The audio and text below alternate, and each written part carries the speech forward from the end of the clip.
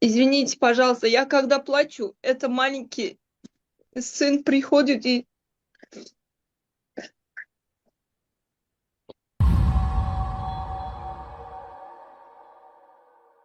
Добрый день, дорогие подписчики и зрители нашего канала. Я Сергей Храбрых, президент Международной правозащитной ассоциации «Арго». Сегодня мы говорим о проблеме, которая перестала быть исключением и стала системой. Исчезновение, насильственное возвращение туркменских граждан приобрели тенденцию, уже неоднократно зафиксированной независимыми правозащитными организациями, адвокатами и международными наблюдателями. Один из последних случаев – исчезновение блогера и активиста Алишера Сахатова. Салам алейкум! Как всегда, я с вами, Алишер Сахатов. Мы всегда говорили, что в Туркменистане не работает закон и нет справедливости. И если даже работает закон, то работает против своего народа. Который пропал сразу после формального освобождения из депортационного центра Эдирне. Сегодня с нами его супруга Гюляла Хасанова и правозащитница, соосновательница платформы Даянч Диана Дадашева, наш постоянный гость и наша коллега и партнер. Гюляла, здравствуйте. Диана, здравствуйте. Здравствуйте. Гюляла, расскажите, что стало отправной точкой этой истории, в какой момент, при каких обстоятельствах был задержан Алишер? Алишер 28... Сейчас. Не спешите, не спешите, понимая ваши чувства, понимая ваши переживания. Нам важно донести суть, смысл. Можно своими словами, не обязательно говорить юридическим языком. Рассказывайте, как вам эта ситуация легла и как вы можете ее повествовать.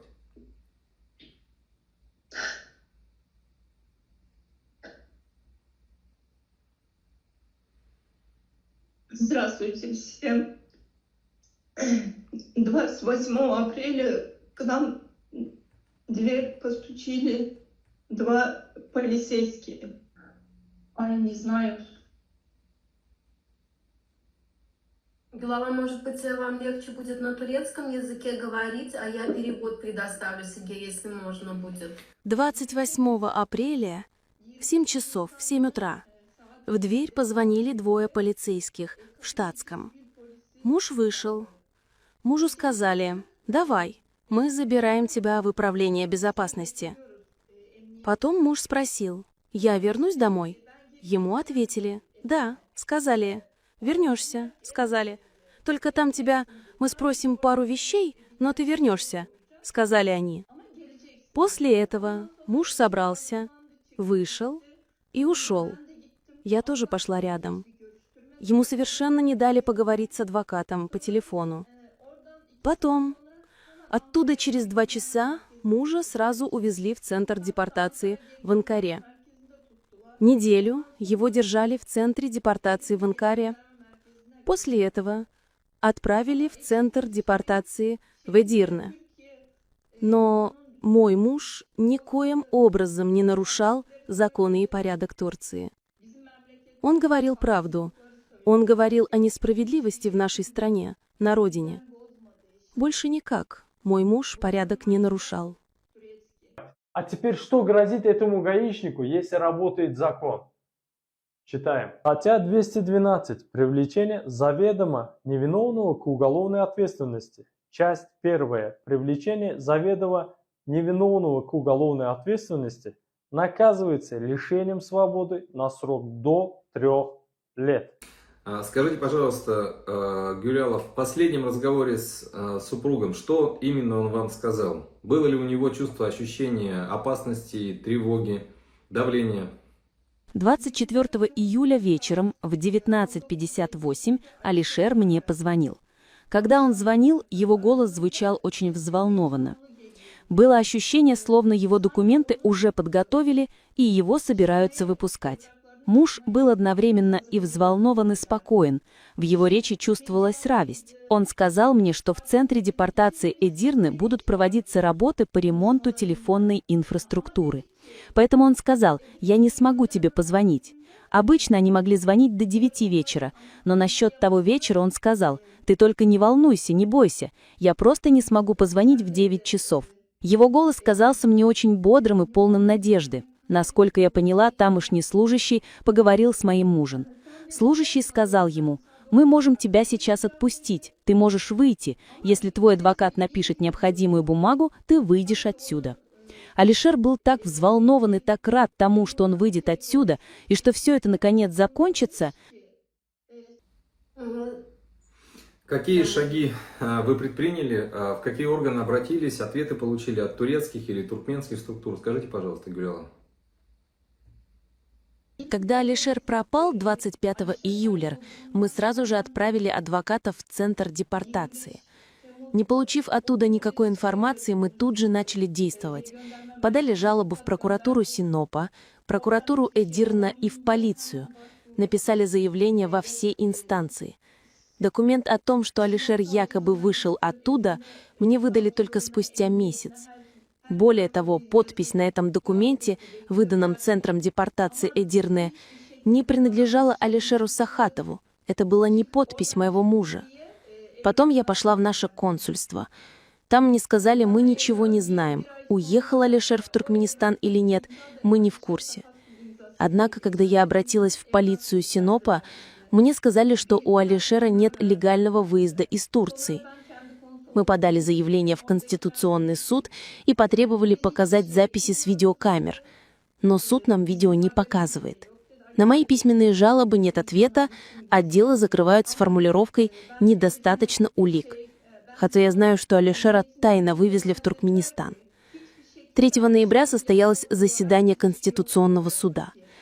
Мы просили о международной защите, но суд отклонил наш запрос, заявив, что угрозы его жизни нет. Суд говорит, что опасности нет, но моего мужа нигде нет. Документ об освобождении вызывает серьезные вопросы. А почему вы считаете, что подпись не принадлежит вашему супругу, она поддельная? Да, это не подпись моего мужа. Ее сделал кто-то другой, я так думаю. Я знаю его подпись. В его паспорте тоже есть его подпись. И если их сопоставить, сравнить, они никоим образом не совпадают. Ясно. Скажите, пожалуйста, Гюляла, а сталкивались вы с противоречиями в информации, которую вам предоставляли? И что, и какие детали насторожили? Можно я отвечу на этот вопрос? Да, давайте, Диана. Да, противоречий очень много. Допустим, со стороны Турции пришел документ о том, что Алишер Сахатов не покидал Турцию ни по каким границам, то есть ни по сухопутным, ни по водным, ни в аэропортах. То есть есть такая такая точная информация, но есть свидетельство о том, что некий командир Амангельдыев вывез их в ту же ночь на грузовом самолете, и они удерживаются в тюрьме Овадан-Депе в Туркменистане. То есть вот эти противоречия и точной информации не со стороны Турции, которая не расследует исчезновение Алишера Сахатова и его соратника Абдуллы Урусова, их 2 молодых человека, которых забрали в один день и оба пропали в один день. То есть Турция отказывается расследовать, Туркменистан не предоставляет никакой информации, и вот сейчас дело застряло вот на именно вот этом, что ни Турция не признает, что они пропали, и дело не расследуется только потому, что недостаточно доказательств пропажи 2 человек на территории Турции. И Туркменистан, естественно, не признает, что они были вывезены нелегальным путем на грузовом самолете в Туркменистан. Гюляла, скажите, пожалуйста, вот то, что произошло с вашим мужем, это первый такой случай, или до этого уже происходили подобные истории на территории Турции, чтобы граждан Туркменистана вывозили? Да, раньше такое уже случалось. В прошлом году увезли 1 активиста. Годом ранее увезли 2 активистов. Но у них была запись о выезде. Были данные о том, на каком самолете они улетели, как они улетели. Но по Алишеру никоим образом, что он выехал, что он уехал, в Туркменистане ли он. Нет, нет документа о том, что он выехал. Диана, из опыта Даянч, какие риски существуют в принципе в целом для туркменских граждан, критикующих власти, проживающих в Турции. Насколько часто исчезновение и тайное перемещение таких людей? Исчезновение Алишера Сахатова – это классическая схема транснациональных репрессий Туркменистана. Human Rights Watch уже заявила, что в случае возвращения в Туркменистан ему грозят пытки, издевательства и произвольное лишение свободы. Туркменистан известен тайными тюрьмами, исчезновениями на десятилетия и пытками. По словам одного из свидетелей, Алишера тайно вывез некий командир Амангильды Амангильдыев на грузовом самолете в день исчезновения, и в последующем ему за это дали медаль. Это преступление международного уровня, которое не имеет срока давности. А что, по вашим данным, указывает на вероятность того, что Алишер стал жертвой транснационального давления? Какие элементы, какие факторы совпадают с другими известными кейсами, которые раньше произошли, подобными случаями? Конечно, вот случай Алишера Сахатова и Абдуллы Урусова на самом деле для нас на данный момент очень неординарный, потому что до этого момента пропали очень много наших гражданских активистов на территории Турции, Российской Федерации. Если позволите, я зачитаю их имена. Садам Гуламов, Мурат Душемов, Мансур Менгелов, Нургельды Халыков, Азат Исаков, Равшен Клычев, Фархат Мейманкулиев, Мирдан Мухамедов, Давран Имамов, Максат Баймурадов, Маликберды Аламурадов, Джумасапар Дедебаев, Ферхат Генджиев, Мурат Авезов, Аламурат Карханов. Не все эти люди, которые исчезли на территории Турции и на территории Российской Федерации. Сюда я включила и всех политзаключенных, которые были посажены в Туркменистане по сфабрикованным делам. Дело в том, что все люди, которые были похищены с территории Турции и Российской Федерации, у них есть у всех данные о их выезде и заезде в Туркменистан. То есть их 100% насильственно депортировали, либо похитили и вывезли, но легальными путями. В случае Алишера Сахатова и Абдуллы Урусова как раз-таки мы не можем добиться того, где находятся ребята. Ребята просто исчезли при выходе из депортационного лагеря. То есть это ординарным случаем, связанным с теми, никак назвать невозможно, потому что всех ребят, которые до этого похитили и сейчас их содержат в ОБД в Туркменистане, они все сидят по сфабрикованным делам на очень длительные сроки, от 20 до 25 лет, это раз. Есть свидетели, которые рассказывают о том, что они были на суде избитыми. У всех были, допустим, синяки, разбитая губа там, и так далее. Нет доступа адвокатов, нет открытого суда. Мы ничего не знаем. Вся информация это только предположительно. А вот по поводу Алишера и Абдулла, конечно, есть предположительная информация, что они там находятся, но точных данных ни территория Турции, власти и представители правоохранительных органов Турции нам не дает, не Туркменистан. То есть Билала была и в посольстве Туркменистана, мы делали множество заявок, и в международные правозащитные платформы, в структуры ООН, мы даже писали международным лидерам, но никакой достоверной информации, где находятся ребята, до сих пор мы не получили. Турция лишает их, вот недавно был суд, Билал как раз рассказывал, лишает их того, что они должны быть под международной защитой, что им якобы не угрожает, нет никакой угрозы пыток, там, издевательства, несправедливого суда, сфабрикованных дел. То есть они, несмотря на то, что предоставлена куча доказательств, несмотря на это, они их лишают международной защиты, при всем, что ребята пропали, просто их нет. Ни на судах их нет, естественно, и ни в одном из депортационных лагерей Турции нигде нет. Ясно. Ясно. Но здесь я от себя должен сказать о том, что мы практикуем при взаимодействии с Интерпол обращение и с точки зрения возбуждение уголовных дел в рамках трансграничных, транснациональных преступлений. Вот кейс Олега Митвеля, которого обокрали в Дубай по поддельным доверенностям. Здесь есть, это публичный кейс. То есть я не называю всех, но называю только публичные кейсы. И я предлагаю собрать как можно больше информации, кейса Алишера, соответственно, и других ребят, правозащитников, граждан Туркменистана, которые пропали. И сформировать отдельно два обращения. Первое для поиска людей. У Интерпола есть такая функция, но это должны сделать родственники. Гулял является супругой по доверенности от Гулялы мы сможем это сделать, соответственно. И второе, это по группе лиц, и в принципе обратить внимание Интерпол к этому явлению. Интерпол очень чувствителен на самом деле и к трансграничным, и транснациональным преступлениям, а это как раз, исходя из описания, как раз категория правонарушений, преступлений трансграничного и транснационального характера. Вот. И кроме этого, я предлагаю вам принять участие, то есть в отдельном докладом. В данный момент мы формируем больше 20 докладов для АФАК, для ФАТФ, для международных инстанций, но не только правозащитного направления, но серьезных. То есть, когда мы говорим о трансграничных преступлениях и транснациональных правонарушениях, здесь как раз нужно задействовать серьезные инстанции, в том числе Интерпол.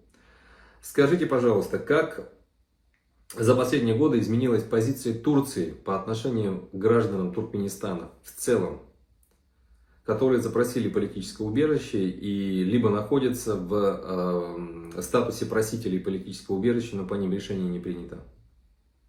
Я хочу сказать, что ситуация очень катастрофическая.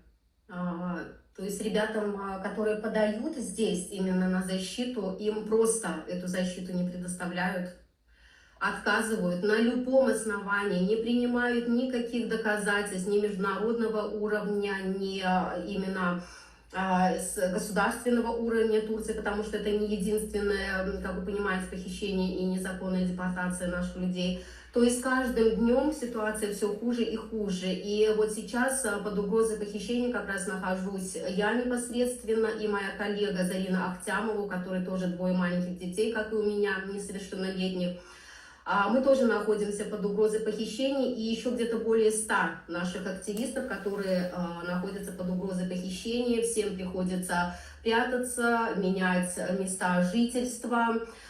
Вот мы, допустим, с моей коллегой, как раз Зариной Ахтямовой, запустили акцию «Если я исчезну, не молчи». И на основе этой акции мы также подали в международные структуры письма, что кто будет виноват в том случае, если мы пропадем или с нами что-то случится, мы там как раз-таки указываем виновных. Поэтому в Турции в этом плане, конечно, в плане международного права и в плане, не знаю, государственных каких-то законов мы сейчас проводим параллельную линию именно как в Туркменистане. Потому что здесь прослеживается сотрудничество, потому что турецкий режим целенаправленно выдает. И вот недавно тоже было выступление нашего журналиста Ахмеда Рахманова, к которому приходили ночью, запугивали его семью и так далее. И таких, как Ахмед Рахманов, Диана Дадашева, Зарина Ахтямова, к сожалению, достаточно на территории Турции и Российской Федерации, и все находятся под угрозой. Предлагаю сформировать индивидуальное обращение и коллективное обращение в Интерпол. Это не есть общественная организация, это не есть правозащитная организация, это сложно, но я думаю, что мы справимся в течение недели с нашими юристами. Подготовить, направить все в Интерпол. Первое, с просьбой о поиске Алишера, соответственно, и в целом об этом явлении. Но тут нужно будет нам с вами сформировать большое полноценное досье, собрать то, что есть и доступно в публичных источниках, соответственно, по всем подобным случаям, конечно, хорошо бы, чтобы они были верифицированы, и хорошо бы, чтобы источники были европейские или международные. Есть такие вот. источники. Все это соберем, проведем работу, и затем по результату оправки опубликуем наши обращения и ответы, полученные от Интерпола. Потому здесь очень тонкий момент. Все страны-участники Интерпола очень чувствительно относятся к подобным ситуациям. Это уже не политика. Это другой совершенно институт и совершенно другая ответственность, другие последствия для них. Поэтому давайте вот мы эту работу проведем. Она большая, трудоемкая, но мы это сделаем. Вернемся к Гуляле. Гуляла, скажите, как дети, как вы переживаете отсутствие информации о супруге, дети об отце? Что для вас сейчас самое тяжелое? Мне тоже так плохо. Дети каждый день спрашивают про папу, но я ничего не могу сказать. Я не могу ничего объяснить. 4 детей спрашивают отца каждый день. Да, Гуляла, мы все понимаем.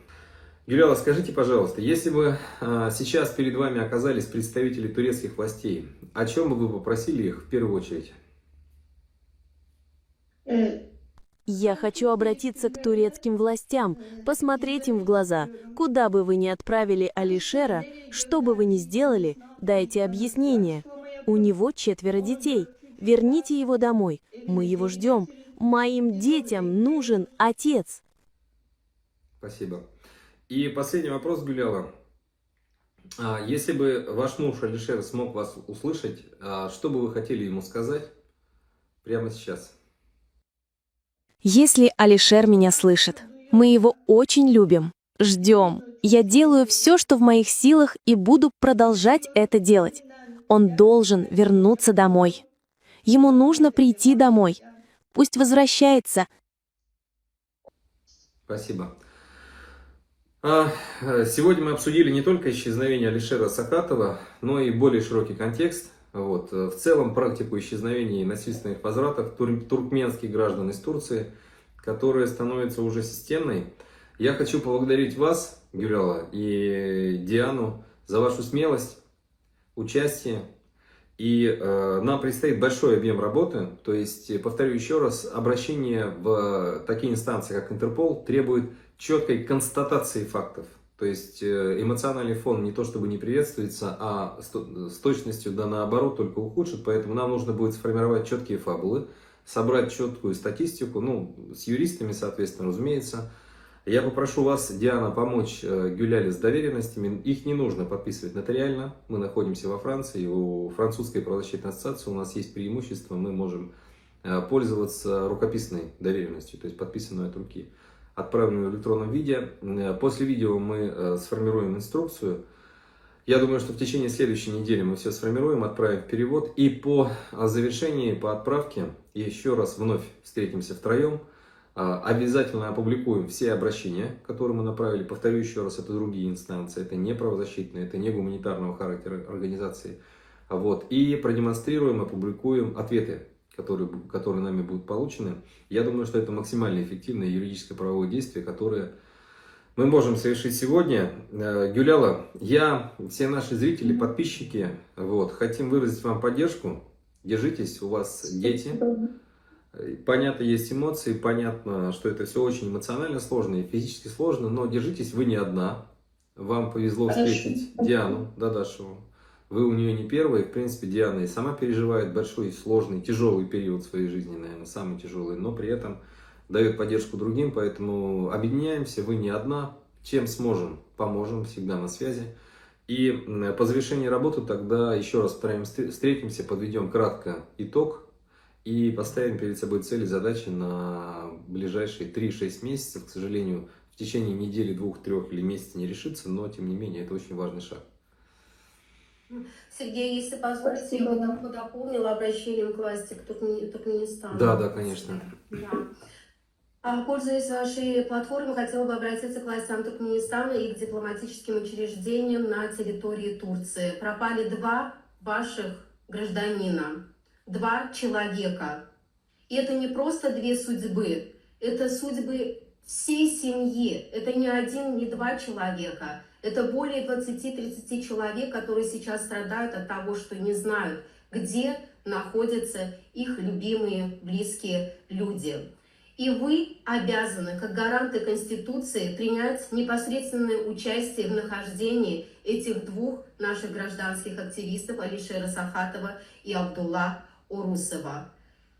Хочу обратиться к вам. Примите, пожалуйста, участие, окажите содействие, чтобы мы смогли найти наших 2 гражданских активистов. Это ваша...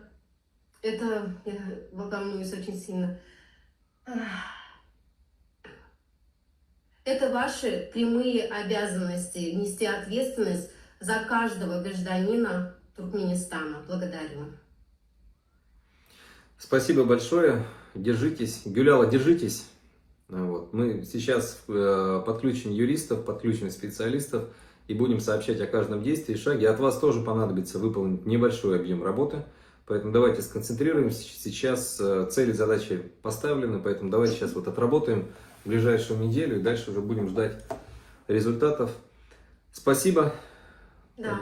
Сергей, в свою очередь, я хочу от всей правозащитной платформы гражданского движения «Даянч» выразить вам огромную благодарность за помощь, поддержку, за то, что не отказываете нам в юридической помощи, моральной помощи. Мы вам за все очень благодарны. Спасибо, что предоставляете платформу для таких важных вещей, потому что вот миссию, которую выполняете вы, мы и вообще все правозащитники мира, она на самом деле бесценна. Вот ей нет цены, и я очень рада, что у вас не утратилось вот это чувство солидарности, сочувствия к горю человека. Вы нам очень помогаете, для нас это очень-очень важно. Благодарю вас всех и всю вашу команду.